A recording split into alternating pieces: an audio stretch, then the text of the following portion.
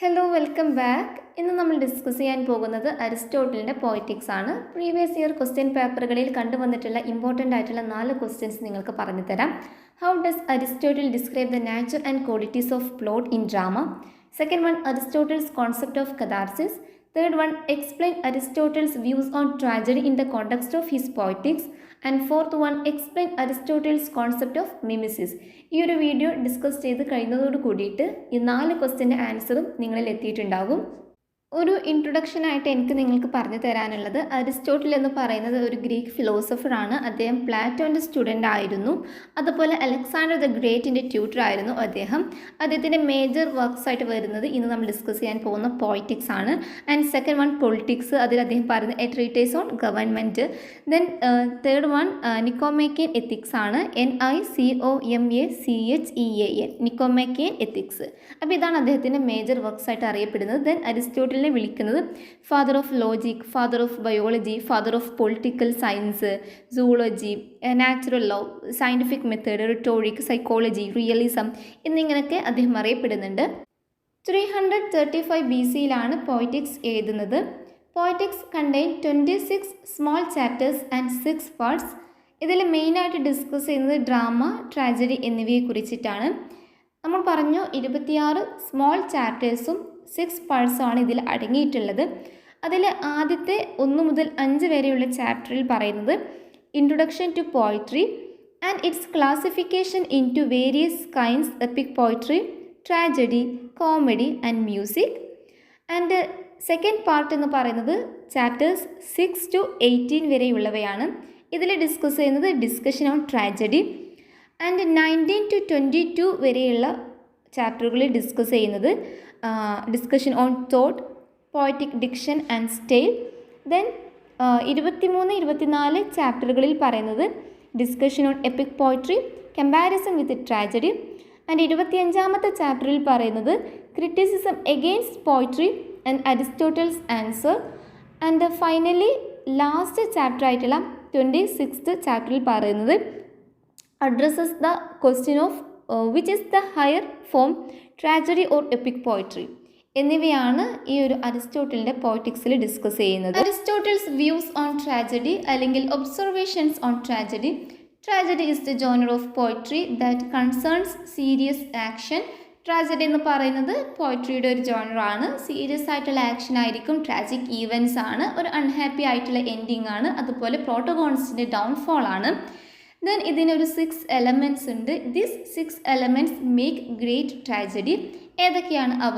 Plot, character, thought, language or diction, music, spectacle. Then പ്ലോട്ടിനെ കുറിച്ചിട്ട് പറയുകയാണെങ്കിൽ ഇതിന് മിത്തോസ് എന്ന പേരിലും അറിയപ്പെടുന്നു. The plot is the soul of tragedy. It means the artistic arrangement of its incident is of great importance. എന്താണ് plot? ആ ഒരു വിവിധ സംഭവങ്ങളുടെ ഒരു കോമ്പിനേഷനാണ്, ഒരു ആർട്ടിസ്റ്റിക് ആയിട്ടുള്ള അറേഞ്ച്മെൻ്റ് ആണ്. 5 കാര്യങ്ങളാണ് പ്ലോട്ടിൽ ശ്രദ്ധിക്കേണ്ടത്. ഏതൊക്കെയാണ് അവ? Completeness, magnitude, determinate structure, universality, unity. Completeness എന്നുകൊണ്ട് ആ ഒരു നെയിമിൽ തന്നെയുണ്ട്. ആ ഒരു പ്ലോട്ടിന് should have a clear beginning, middle and end. Then second one, magnitude. ഇവിടെ the length of the plot ആണ് should be such that audience can remember. നല്ല ലാഗ് പാടില്ല എന്നുള്ളതാണ് ഉദ്ദേശിക്കുന്നത്. And third one, determinate structure. Every part and scene of the play should be necessary. ആവശ്യമുള്ള കാര്യങ്ങൾ മാത്രമേ അതിൽ അടങ്ങാൻ പാടുള്ളൂ എന്നുള്ളത്. Then fourth one, universality. ആ ഒരു നെയിമിൽ തന്നെ ഉണ്ട് അല്ലേ. The main character should behave the way most humans behave in A given situation. എന്താ പറയുന്നത്? അതിലെ പ്രോട്ടഗോണിസ്റ്റ് ഓവറായിട്ട് ചളമാക്കി എക്സ്പ്രഷൻ ഇടരുത് എന്ന് പറയില്ലേ, അതാണ്. സാധാരണ മനുഷ്യർ എങ്ങനെയാണ് ബിഹേവ് ചെയ്യുന്നത്, ഒരു സിറ്റുവേഷൻ വരുമ്പോൾ അതുപോലെ, സങ്കടം വരുമ്പോൾ ആ രീതിയിൽ ബിഹേവ് ചെയ്യണം. പേടിപ്പെടുത്തുന്ന ഒരു സംഭവമാണെങ്കിൽ അതുപോലെ സാധാരണ എങ്ങനെയാണോ മനുഷ്യർ ബിഹേവ് ചെയ്യുന്നത് ആ രീതിയിൽ ബിഹേവ് ചെയ്യണം. അതാണ് universality. Then fifth one, unity ആണ്. The play must have unity of time, unity of action and unity of place. എന്നിവയാണ് ഡിസ്കസ് ചെയ്യാൻ പോകുന്നത്. First of all, unity of time. The action of the tragedy should take place in a day or a little more than a day. No leaves of time allowed. എന്താണ് ഉദ്ദേശിക്കുന്നത്? ട്രാജഡിയിൽ നടക്കുന്ന actions ഒരു ദിവസത്തിൽ കൂടുതലാകാൻ പാടില്ല എന്നുള്ളതാണ്. Then next one, unity of action. The play should be about the action of the protagonist, no subplots allowed. ആ പ്ലേയിൽ മെയിനായിട്ട് focus ചെയ്യുന്നത് ആ പ്രോട്ടഗോണിസ്റ്റിൻ്റെ ആക്ഷൻസ് ആണ്. സബ് പ്ലോട്ട്സ് ഒന്നും അലൗഡ് അല്ല എന്നുള്ളതാണ്. Then third one unity of place ആണ്.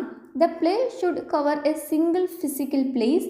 Geography should not be compressed. The stage should not represent more than one place. സ്റ്റേജിലാണല്ലോ പ്ലേ നടക്കുക. സോ ഒരു സിംഗിൾ ഫിസിക്കൽ പ്ലേസ് മാത്രമായിരിക്കണം. ഒരുപാട് ജോഗ്രഫികൾ അല്ലെങ്കിൽ ഒരുപാട് സ്ഥലങ്ങളൊന്നും അതിൽ റെപ്രസെൻറ്റ് ചെയ്യാൻ പാടില്ല എന്നുള്ളത് മാത്രമാണ് unity of place. Then 3 main parts of plot ആണ് ഡിസ്കസ് ചെയ്യുന്നത്. First one astonishment, then second one anagnorisis, then third one peripeteia. Astonishment എന്ന് പറയുന്നത് actions that inspire pity and fear in readers. The scene of suffering is called pathos.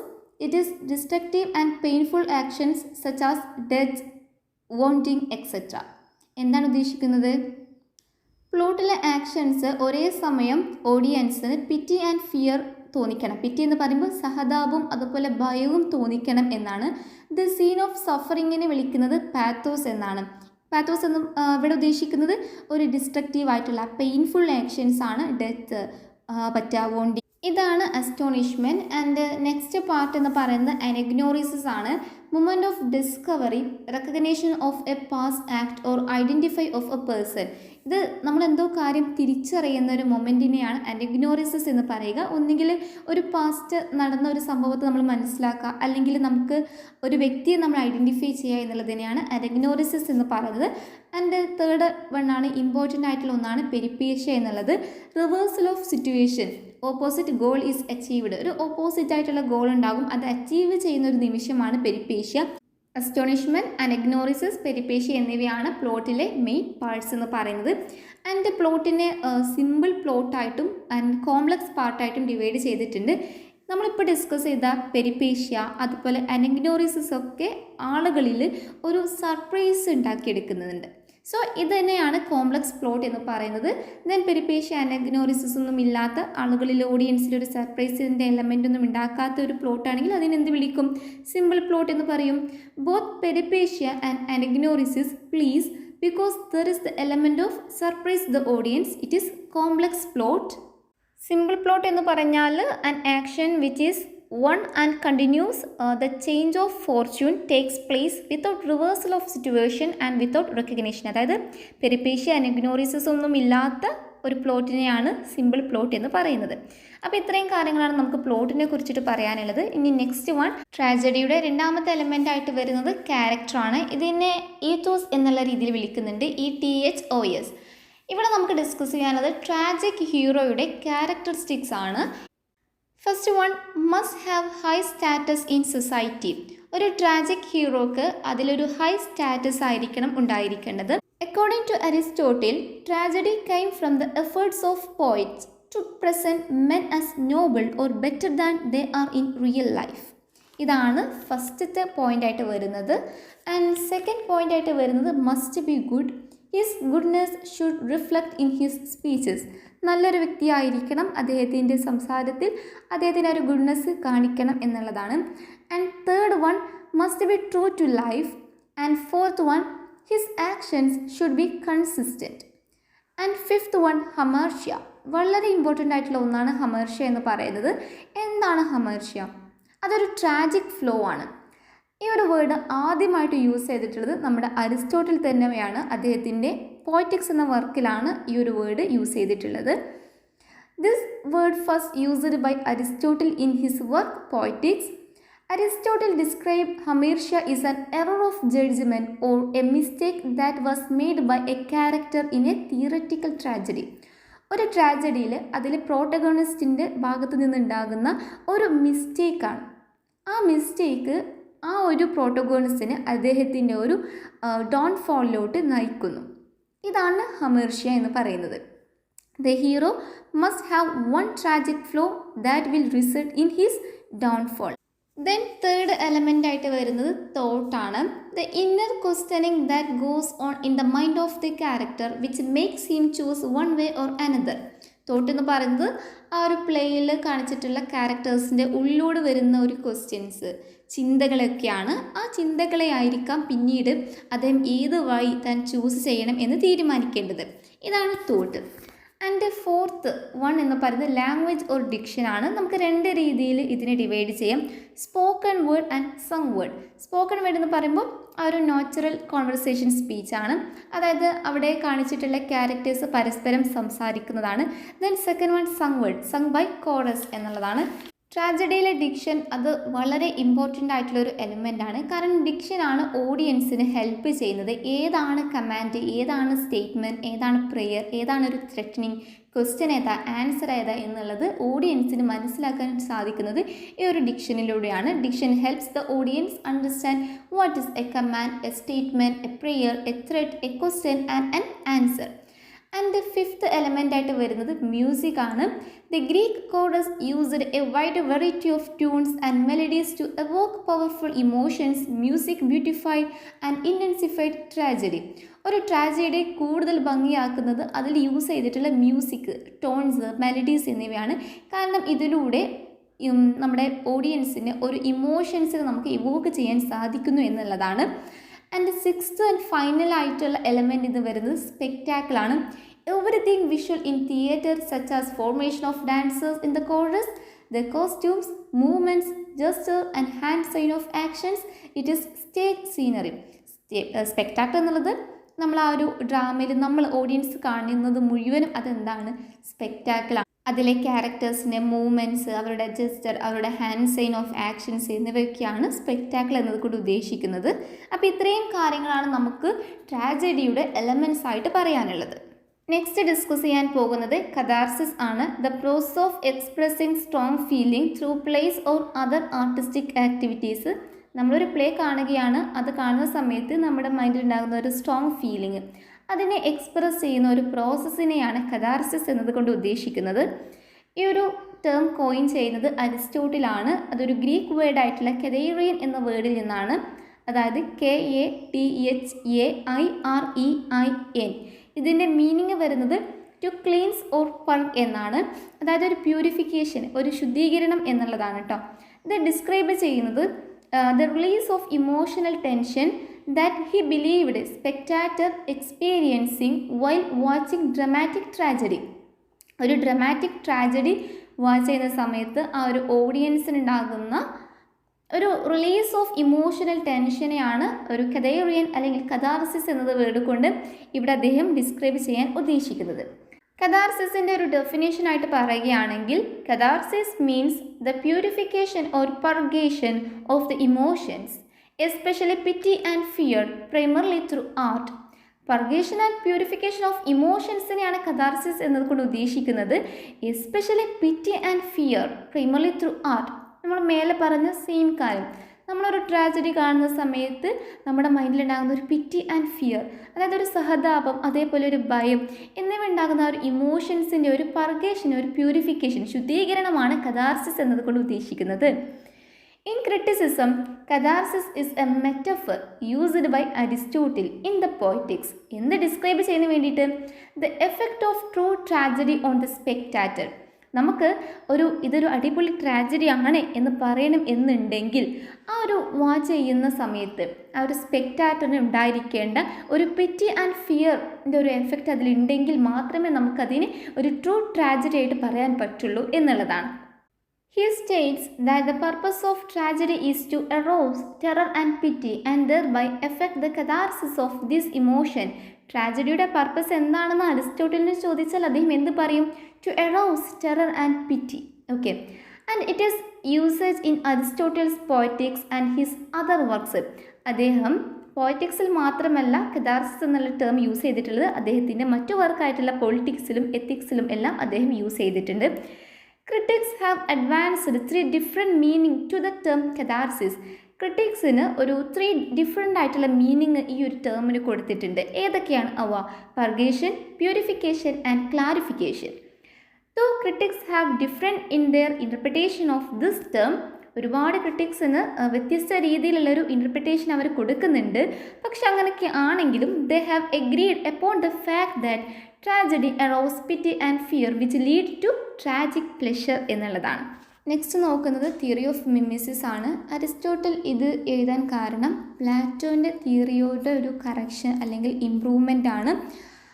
കാരണം നമ്മുടെ Plato ചിന്തിച്ചിരുന്നത് കവി സത്യത്തിൽ നിന്നും വളരെ ദൂരെ ആണ് എന്നുള്ളതാണ്.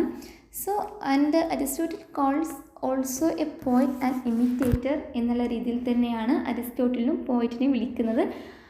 And Aristotle theory of poetic imitation was provoked by Plato's theory of imitation. Aristotle Poetics was written in response to Plato's Republic to defend poetry and poets. Aristotle's theory is a correction or an improvement upon Plato's theory of imitation. നമ്മൾ ഇതുവരെ പറഞ്ഞ കാര്യങ്ങളുടെ points ആണ്. Then poetry is art of imitation ആണ്. Imitation is the process of adding imagination and creativity to an idea. ഒരു ഐഡിയയിൽ ഒരു add ചെയ്യുന്ന ഒരു ഇമാജിനേഷൻ അല്ലെങ്കിൽ ക്രിയേറ്റിവിറ്റിയുടെ ഒരു പ്രോസസ്സാണ് ഇമിറ്റേഷൻ എന്നൊക്കെ ഉദ്ദേശിക്കുന്നത്. According to Aristotle poetic imitation is an art of creative process. Then Aristotle പറയുന്നത് ഓൾ ഫോംസ് ഓഫ് പോയട്രിയും എന്താണ്, ഇമിറ്റേഷനാണ്. അവയെ 3 രീതിയിൽ മാത്രമാണ് വ്യത്യാസമാക്കുന്നത്. ഏതൊക്കെയാണ് ആ 3 ways? Their medium, their object and their mode of imitation. നോക്കിക്കേ, Aristotle argues that all forms of poetry are forms of imitation and can only differ 3 ways: their medium, their object and their mode of imitation. Then Aristotle പറയുന്നത് ഈ ഒരു imitation എന്ന് പറയുന്നത് നമ്മുടെ മനുഷ്യർക്ക് ഒരു നാച്ചുറലായി കിട്ടുന്ന ഒരു ഹ്യൂമൻ ടെൻഡൻസിയാണ് എന്നുള്ളതാണ്. ഇപ്പോൾ ഒരു കുട്ടി ആ കുട്ടി തൻ്റെ ചുറ്റുള്ളവരുടെ ലാംഗ്വേജ്, അവരുടെ പ്രവൃത്തികളൊക്കെ എന്ത് ചെയ്യുന്നുണ്ട്, ഇമിറ്റേറ്റ് ചെയ്യുന്നുണ്ട്. ഒരു കുട്ടി ജനിച്ചു കഴിഞ്ഞാൽ ആ കുട്ടി സംസാരിക്കുന്നത് എങ്ങനെയാണ്, ആ കുട്ടിയുടെ പാരൻസും ആ കുട്ടിയുടെ ചുറ്റുമുള്ളവരുടെ സംസാരിക്കുന്നത് കണ്ടിട്ടും അവരുടെ ആക്ഷൻസൊക്കെ കണ്ടിട്ട് അതുപോലെ ആ കുട്ടിയും എന്ത് ചെയ്യാൻ നോക്കും, ഇമിറ്റേറ്റ് ചെയ്യാൻ നോക്കും. സോ അദ്ദേഹം പറയുകയാണ്, according to Aristotle imitation comes naturally to human beings from childhood. This is how humans are different from animals എന്നുള്ള രീതിയിൽ അദ്ദേഹം പറയുന്നു. അവസാനമായിട്ട് നമ്മൾ ഈ ഒരു ഭാഗത്ത് നിന്ന് ഡിസ്കസ് ചെയ്യുന്നത് എപ്പിക് ആൻഡ് ട്രാജഡി തമ്മിലുള്ള ഒരു വ്യത്യാസമാണ്. വളരെ വളരെ ഇമ്പോർട്ടൻ്റ് ആണ്. ആദ്യം നമ്മൾ മനസ്സിലാക്കേണ്ടത് according to Aristotle tragedy is superior than epic എന്നുള്ളതാണ്. ആൻഡ് ഇതിൻ്റെ meaning, goal, hero, used metre, method, length, events, time limit, എക്സാമ്പിളൊക്കെയാണ് ഇവിടെ ഡിസ്കസ് ചെയ്യുന്നത്. ഇതിൻ്റെ മീനിങ് വരുന്നത്, എപ്പിക്കിൻ്റെ meaning, epic is a long പോയമാണ്. അത് നെറേറ്റ് ചെയ്യുന്നത് ഒരു എപ്പിക് ഹീറോയുടെ അഡ്വഞ്ചറസ് ആണ്. എപ്പിക് ഹീറോയുടെ പ്രത്യേകത ഹു ഈസ് ഹിസ്റ്റോറിക്കൽ ഒരു റിലീജിയസ് സിഗ്നിഫിക്കൻസ് ഉള്ളൊരു വ്യക്തിയായിരിക്കും. ഫോർ എക്സാമ്പിൾ പാരഡൈസ് ലോസ്റ്റ് എടുക്കുക, അതിൽ സാറ്റൻ അദ്ദേഹം ഒരു എപ്പിക് ഹീറോ ആയിട്ടാണ് കാണിക്കുന്നത്. ഒരു റിലീജിയസ് സിഗ്നിഫിക്കൻസ് നമുക്കതിൽ കാണാൻ സാധിക്കുന്നുണ്ട്. ഓക്കെ, ദെൻ ട്രാജഡി എന്ന് പറയുന്നത് is a poem or play comprising of tragic events ആണ്. ആൻഡ് അതിന് ഒരു അൺഹാപ്പി ആയിട്ടുള്ള എൻഡിങ് ആയിരിക്കും. ആൻഡ് ഒരു ഡൗൺഫോൾ ഓഫ് ദ പ്രോട്ടഗോണിസ്റ്റ് ആണ് ഇതിൻ്റെ meaning. Tragedy is a poem or play comprising of tragic events and having unhappy ending, especially one concerning with the downfall of the protagonist. Then ഇതിൻ്റെ goal നോക്കുകയാണെങ്കിൽ നമ്മുടെ എപ്പിക്കിൻ്റെ goal എന്ന് പറയുന്നത് celebration of a legendary hero ആണെങ്കിൽ ട്രാജഡിയുടെ ഗോളായിട്ട് വരുന്നത് എന്താണ്, to invoke catharsis in the audience. ആ ഒരു പിറ്റി ആൻഡ് ഫിയറിൻ്റെ ഇമോഷൻസ് കൊണ്ടുവരിക എന്നുള്ളതാണ് ട്രാജഡിയുടെ ഗോളായിട്ട് പറയുന്നത്. എൻ്റെ ഹീറോയുടെ പ്രത്യേകത, നമ്മുടെ എപ്പിക്കിൽ എപ്പിക് ഹീറോ ഈസ് ജനറലി ഒരു മെയിൽ ക്യാരക്ടർ ആയിരിക്കണം. അദ്ദേഹത്തിന് ഒരു സൂപ്പർ ഹ്യൂമൻ എബിലിറ്റീസ് ഉണ്ടായിരിക്കണം, അതുപോലെ ഹൈ സ്റ്റാറ്റസ് ആയിരിക്കണം. then ഒരു ട്രാജിക് ഹീറോ മെയിലായിക്കോട്ടെ ഫീമെയിൽ ആയിക്കോട്ടെ, പക്ഷേ എന്ത് വേണം, ഒരു നോബൽ ബർത്ത് നിർബന്ധമായിട്ടുണ്ടായിരിക്കണം. പിന്നെ മീറ്റർ പറയുന്ന എപ്പിക് ഹീറോയിൽ ഹെക്സാമീറ്ററാണ് യൂസ് ചെയ്യേണ്ടത്. എന്നാൽ നമ്മുടെ ട്രാജഡിയിൽ മെനി മീറ്റർ യൂസ് ചെയ്യാറുണ്ട്, സച്ച് ആസ് ഇയാംബിക്, പെൻറ്റാമീറ്റർ, ടെട്രാമീറ്റർ, ഹെക്സാമീറ്റർ. ഒരു എന്താണ് ആവശ്യം അതിനനുസരിച്ചുള്ള മീറ്റർ നമ്മുടെ ട്രാജഡിയിൽ യൂസ് ചെയ്യാറുണ്ട്. ഇതൊരു മെത്തേഡ് എന്ന് പറയുന്നത് എപ്പിക് യൂസസ് നരേഷൻ മെത്തേഡാണ്. എന്നാൽ ഇവിടെ ട്രാജഡി എംപ്ലോയീസ് ചെയ്യുന്നത് ഒരു ഡ്രമാറ്റൈസേഷൻ മെത്തേഡാണ്. ഇതിൻ്റെ ലെങ്ത്ത്, എപ്പിക്സ് ലെങ്ത്ത് ആണെങ്കിൽ ട്രാജഡീസ് കോമ്പാക്റ്റ് ആൻഡ് കോൺസെൻട്രേറ്റഡ് ആണ്. ഒരു ചെറിയൊരു ഭാഗം മാത്രം കോൺസെൻട്രേറ്റ് ചെയ്തുകൊണ്ടേയിരിക്കും ട്രാജഡിയുടെ ലെങ്ത്ത്. ദെൻ ഈവൻറ്റ്സ് എന്ന് പറയുന്നത് EPIC has several primary events. പക്ഷേ ട്രാജഡി കേസിൽ നമ്മൾ ഓൾറെഡി പറഞ്ഞിട്ടുണ്ട്, പ്ലോട്ടൊക്കെ ഡിസ്കസ് ചെയ്ത സമയത്ത് എന്തായിരിക്കണം, 1 പ്രൈമറി ഈവൻറ്റ്സ് ആയിരിക്കണം ആൻഡ് അതർ മെയിനർ ഈവൻറ്റ്സ് ഉണ്ടായിക്കോട്ടെ. പ്രശ്നമില്ല. ഇതിന് ടൈം ലിമിറ്റ് വരുന്നത്, ഇതും നമ്മൾ ട്രാജഡിയുടെ ടൈം ലിമിറ്റ് ഡിസ്കസ് ചെയ്തിരുന്നു അല്ലേ. ഏതാണ്? ഒരു 1 ഈവൻ്റ് അറ്റ് 1 പ്ലേസ് ആണ്, ഒരു സിംഗിൾ സർക്യൂട്ട് ഓഫ് സൺ ആണ് നമ്മുടെ ട്രാജഡിയുടേത്. എന്നാൽ എപ്പിക്കിൻ്റെ there is no restriction of time in epic as deal with many events. Then for example പറയുകയാണെങ്കിൽ എപ്പിക്കിൻ്റെ എക്സാമ്പിൾ നമ്മൾ ആദ്യം പറഞ്ഞു Paradise Lost, then Iliad, Odyssey, ഇതൊക്കെയാണ് എപ്പിക്സിൻ്റെ. ദെൻ ട്രാജഡീന് ഷേക്സ്പിയറിയൻ ട്രാജഡി ആയിട്ടുള്ള ഒതല്ലോ, ഹാംലെറ്റ്, മാക്ബത്ത്, ഇതൊക്കെ ട്രാജഡീൻ്റെ എക്സാമ്പിളാണ്. And finally tragedy is superior than epic. Okay, ഈ ഒരു വീഡിയോയിൽ നമ്മളിപ്പോൾ എന്തൊക്കെ ഡിസ്കസ് ചെയ്തു? അരിസ്റ്റോട്ടലിനെ കുറിച്ചിട്ട് പറഞ്ഞു, അദ്ദേഹത്തിൻ്റെ ഒബ്സർവേഷൻസ് ഓൺ ട്രാജഡി, ആ ഒരു 6 എലമെൻറ്റ്സ് പറഞ്ഞു, 3 മെയിൻ പാർട്സ് ഓഫ് പ്ലോട്ട് പറഞ്ഞു, ദെൻ കഥാർസിസ് എന്താണെന്ന് പറഞ്ഞു, മിമിസിസ് എന്താണെന്ന് പറഞ്ഞു, എപ്പിക് ആൻഡ് ട്രാജഡി തമ്മിലുള്ള ഡിഫറൻസ് പറഞ്ഞു. അരിസ്റ്റോട്ടലിൻ്റെ പോയറ്റിക്സ് എന്ന ഭാഗത്ത് നിന്നും വന്നിട്ടുള്ള ക്വസ്റ്റ്യൻസ് നിങ്ങളുടെ അടുത്തുണ്ടെങ്കിൽ ജസ്റ്റ് ഒന്ന് ടൈപ്പ് ചെയ്തിട്ട് നമ്മുടെ കമൻറ്റിലൂടെ ഇടുക. മറ്റുള്ളവർക്ക് അത് ഹെൽപ്ഫുൾ ആയിരിക്കും. നമ്മുടെ വീഡിയോ ഇഷ്ടപ്പെട്ടിട്ടുണ്ടെങ്കിൽ ലൈക്ക് ചെയ്യാൻ മറക്കരുത്. നിങ്ങളുടെ ഫ്രണ്ട്സിനൊക്കെ ഷെയർ ചെയ്ത് കൊടുക്കുക. എന്തെങ്കിലും സജഷൻസ് ഉണ്ടെങ്കിൽ അതും കമൻറ്റിലൂടെ അറിയിക്കുക. Thanks for watching.